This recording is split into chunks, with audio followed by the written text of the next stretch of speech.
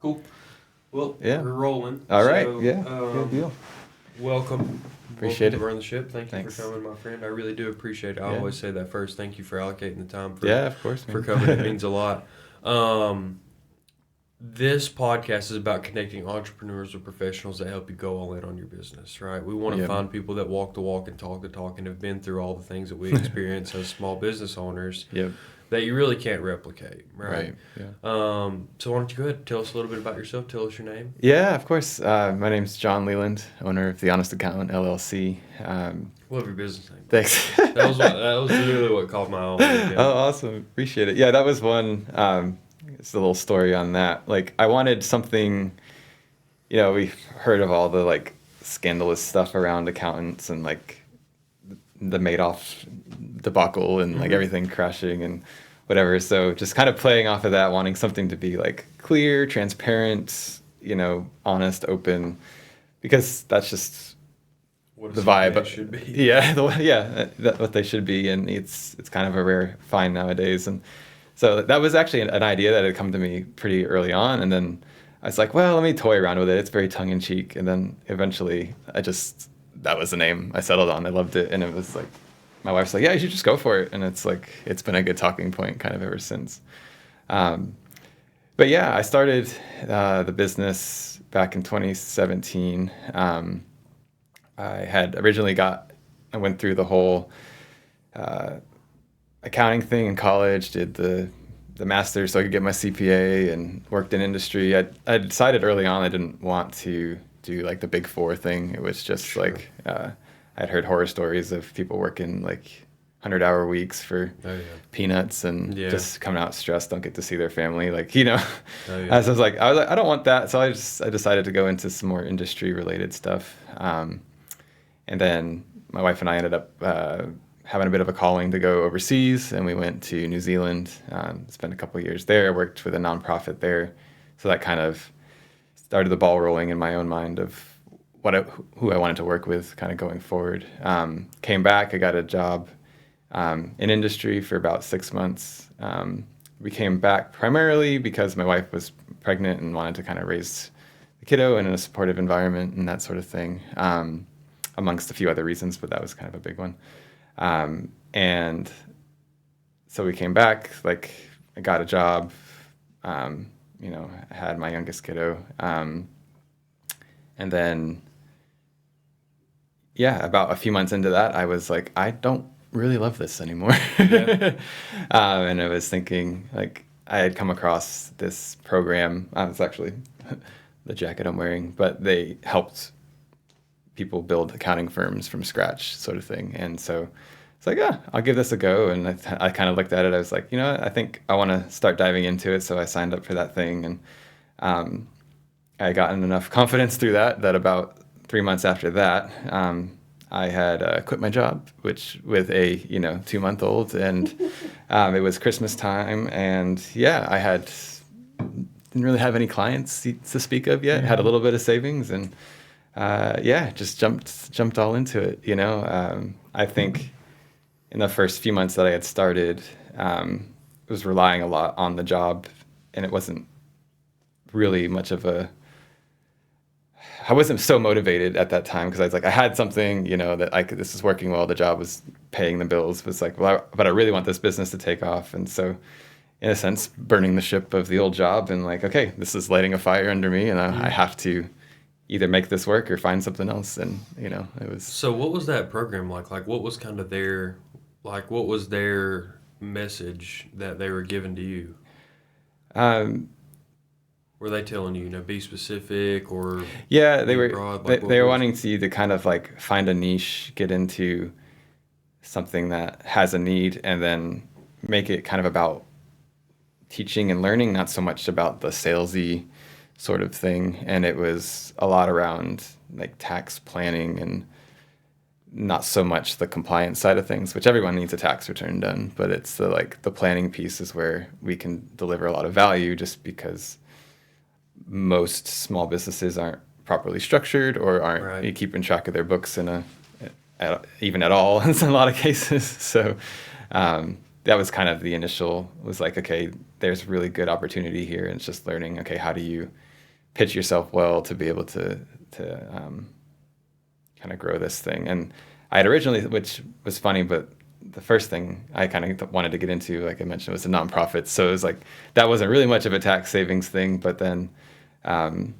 after working in it for about 6 months or so, I was like, I don't know if I really love this niche. So,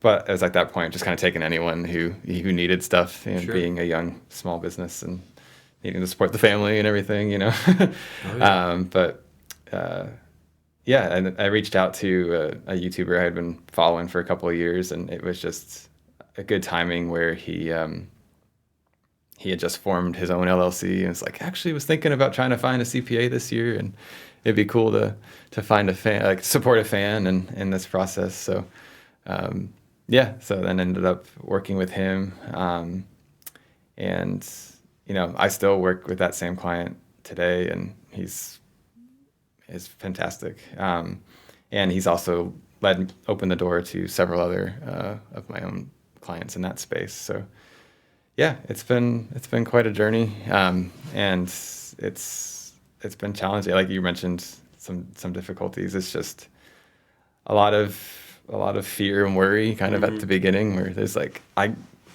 we've got to make this work. Something, you got to have the funds to come in, and how do I push this hard enough to get it going? I think what I did well, while it was kind of crazy, just figuring out what I needed to make it successful. Like, I wouldn't recommend, like people just quitting their jobs with a 3-month-old and a 5-year-old, but Yeah. it was kind of what I needed, but just figuring that out and kind of going with it and just kind of jumping into it. It was incredibly scary, but like it was for sure. something that I needed. And now, just kind of stuck with that kind of training program, if you will, and got into. Do you still stick with do you still subscribe to that idea of niching down today? Do you still work with a lot of creators? Are you marketing specifically to that space? Like, what does that look like? Yeah, I'm still in that. I think found that there's quite a need in it, and becoming kind of an expert in that one field really appeals to those people in that field, and I think it helps with the marketing where it doesn't have to be so broad. Sure. And so I'm still actually at that point now where honestly, a lot of what I've done so far has been word of mouth and referrals and things. Yeah, it's a small world to get into, though, I think. Especially, it's not as far as you think about just the sheer number of YouTube channels, but when you think about the amount of YouTubers that need a CPA, it's a small number. I don't think people realize that. But that is cool, just because I understand that world. Obviously I live in that world. Right. So, yeah. What conversations are you having with people right now? Like, what is that tax planning conversation like?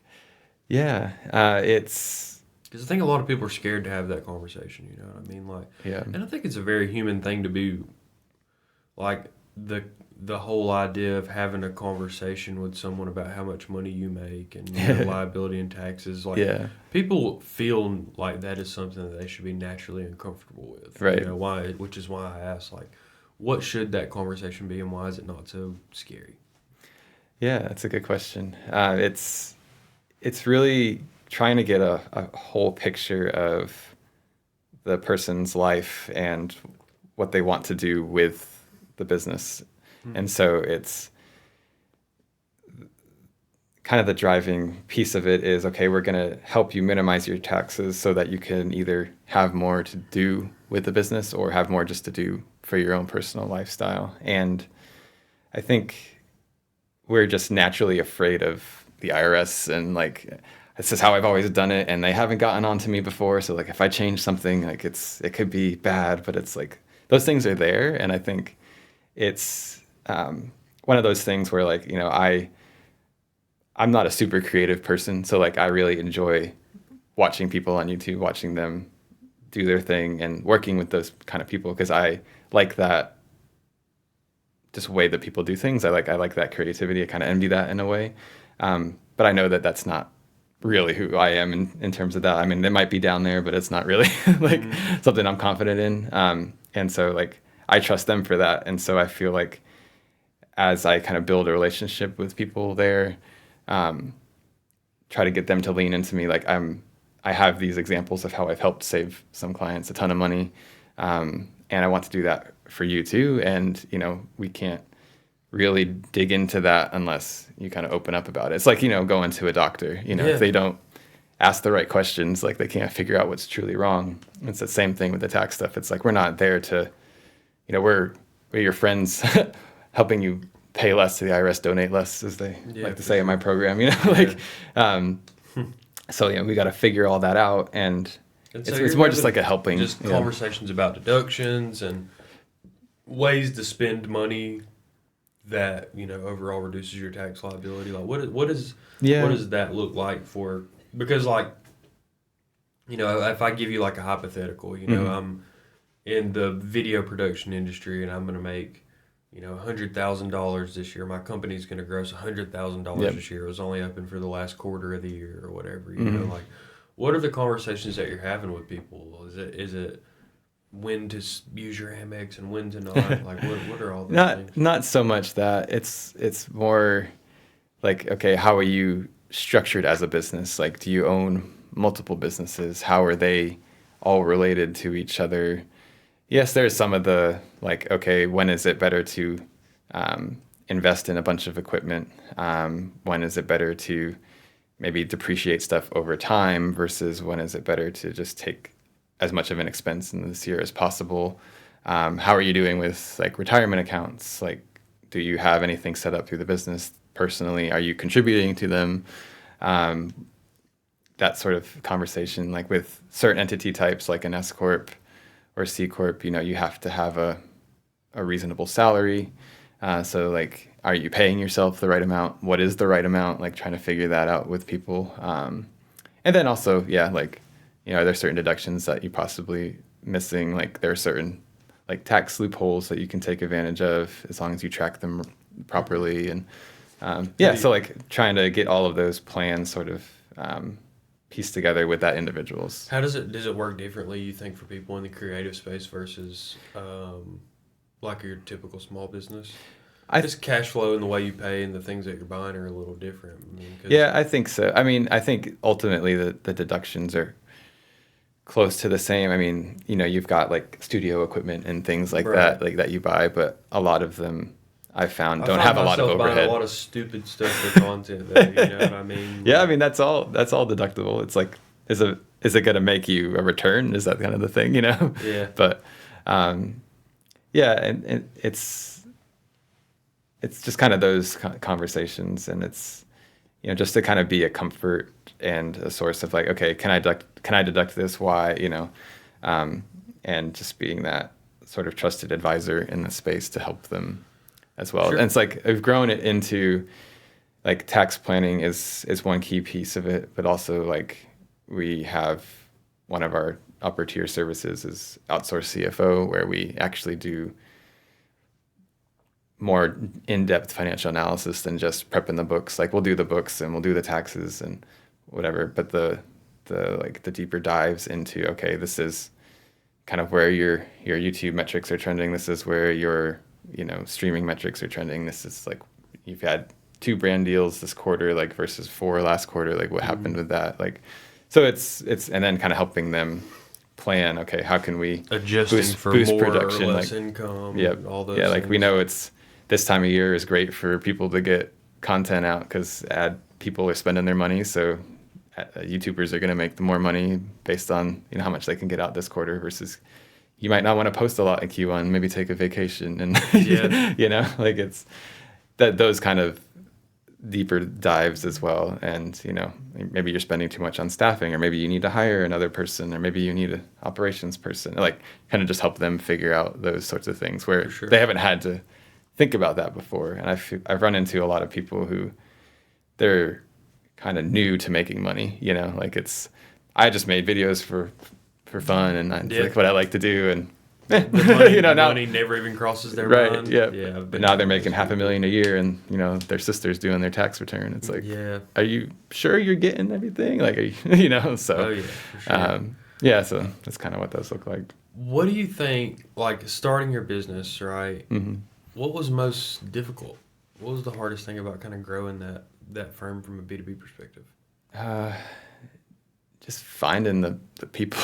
Yeah. I think I still struggle with doing like marketing and outreach and just bringing on new folks, and I think that's probably been my biggest struggle, is trying to just get in front of people, get the appointments. I don't think that is super rare as far as what we go, what I mean? And I think that not only is it something that everybody experiences to a certain extent, because I've said this like a million times on the podcast, the universal problem with small businesses that we all want more clients than we have. Right. You know what I mean? So we all really want to make more money. But the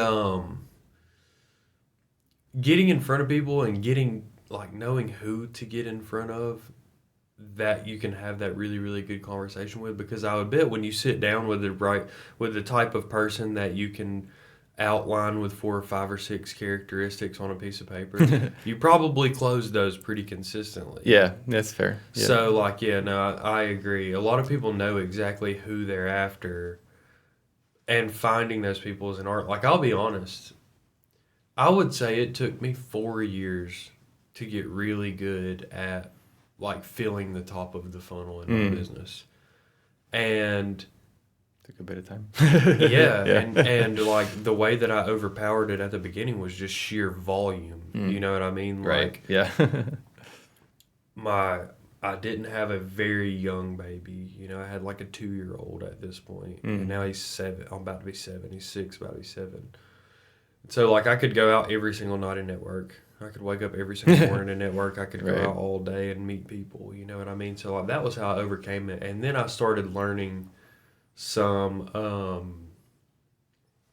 just stuff how you can network a little bit more efficiently, how you can keep in contact with a lot of people you're already doing business with, how you can use email marketing, LinkedIn, social media to kind of fill the top of the funnel.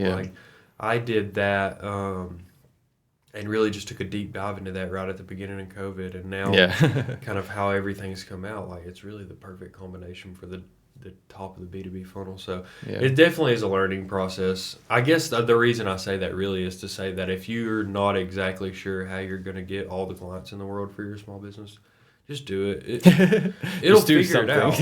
You'll figure it out, because you'll figure out who you like working with, and you'll figure out that's fair. You'll go have that conversation where you're like, oh, there's no way I can get in front of these. If I get in front of 10 of these people, I'm closing 9 of them. You know what I mean? And then you'll figure out how to get in front of 10 people. Right. So you'll it's just filling that funnel is for sure. Tricky You part, just gotta fill the top of the funnel and cross the bridge when you get there. You know what I mean? It also helps if you don't start a small business completely broke. You know what I mean? It's also better to give yourself a little pillow, a little wiggle room. That was the challenge too. It was just, I had a few dollars to my name, and was just sometimes that's hard on your mind too. Is the mental when state. For sure. When it's crunch time, I have to close this deal, and it makes you maybe give on some stuff you wouldn't necessarily now. It makes people do 3 things: is act desperate, and people don't buy from desperate people, or it makes you discount and devalue your service. And definitely nobody wants to be doing that. Nobody wants to fight the mental battle of, I don't have enough clients for now. I have a bunch of clients that don't pay me enough money. So be in the right mental state and know exactly what you're going to charge people before you start your small business as well is probably a good piece of advice. But I think what you do is very interesting. I think the space that you work in is very interesting. I think that the people you work with are probably horrible with money. Because I'll be honest, I don't ever pay attention to it either. Fair enough. This will be the first year. This will be the first year that we actually make a tax return. You know what I mean? So, it's just, and it seems like the most I don't even want to think about it a thing to me because like I know what content I'm going to make from here to March. You know what I mean? Yeah. Like That's good. I've got a bunch of stuff that we've already kind of put together that takes a long time production wise, and like when you're living in that world, content moves so fast. Yeah, Like that was sure. what I was telling a editor, one of our editors the other day. I was like, he was spending like an hour trying to fix like little issues with captions. And I was like, brother, probably just not let worth it be it. wrong. It's like, brother, just let it be wrong.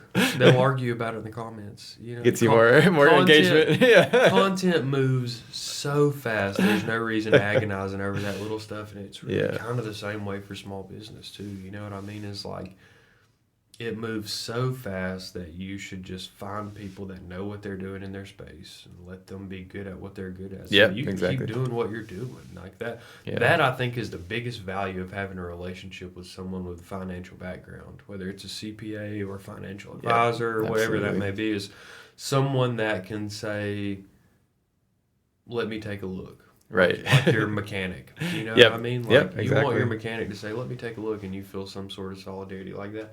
Same it's thing like with I'm confident that you're gonna do it right, and and you know that I got no business even opening the hood. You know what I mean? Like, I got no business looking at my 1099K. Yep, you know fair enough. Like, just send that to my guy and let him take care of it. Yeah. Right. Oh yeah, 100%. Well, I appreciate you coming. Yeah, the way that we always end the podcast is something that you kind of alluded to earlier. That name, Burn the Ship, right? Yep. You talked about kind of the fear and worry and all of those things. I'll tell you this, the audience can relate to your skill set, and they can relate to your story, and they can relate to what was hard and what was easy at the beginning of your business. Yeah. And a lot of them are so new to their business that they can't exactly relate to going all in on their business. Yeah. So what does it feel like? What is that experience like of becoming an entrepreneur and figuring out in the growing pains? Like, is it worth it? Yeah, I would say absolutely. It's definitely that. The growing pains are real. It's a thing. It's at this point though. I mean, it's taken me almost.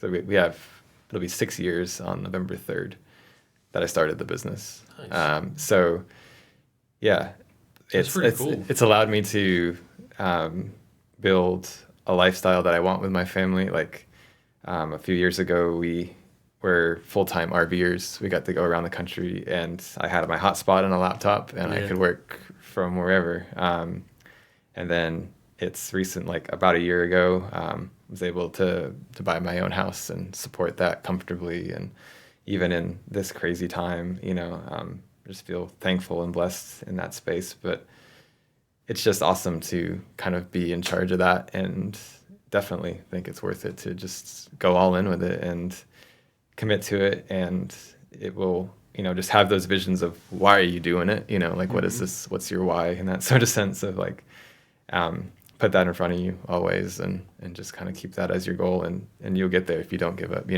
So, but and work really hard, Yeah. Especially if you're our age. How old are you? I'll be 34 next month. So 33. Yeah, dude, at our age, it's time to sprint. Yes, absolutely. Like you don't want to be building your baseline of your business at 50. Right. Yep. So like if you're around 30, which we both are, you might as well sprint now. Do it while you can. Hang out with your family when you're 40. Right. My dad told me that too. He said, make sure you're not an idiot in your 20s so that your 30s don't suck so bad. I like it. And I was about to turn 30, and he said, well, now you have to make sure you're not an idiot in your 30s so your 40s don't suck so bad. And I'll tell the same thing to my kids one day. They'll do it wrong too. Yep. But we all got to learn from experience. I hope I can connect you with some people. I sent you a connection to my friend in the payroll world. Okay, yeah.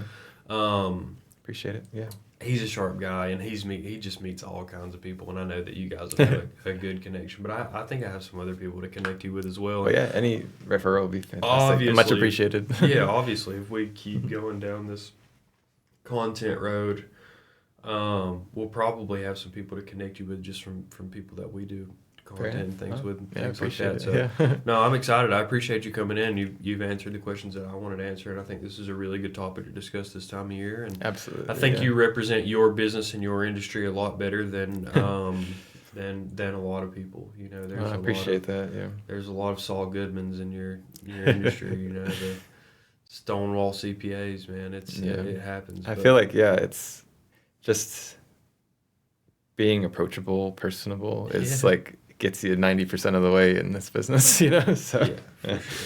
But not to say that aren't great people out there, but it's just there definitely are, but there's also definitely people that are not approachable. Yeah, and then I don't know what percentage. I think the day of your CPA in a full suit and tie is over. Yeah, absolutely. I mean? Yeah, I mean, this is kind of what I would wear on a phone call with the client. If your CPA is still wearing like a full suit and tie, you should ask them like pop quiz recent tax questions just to see if they're up to date.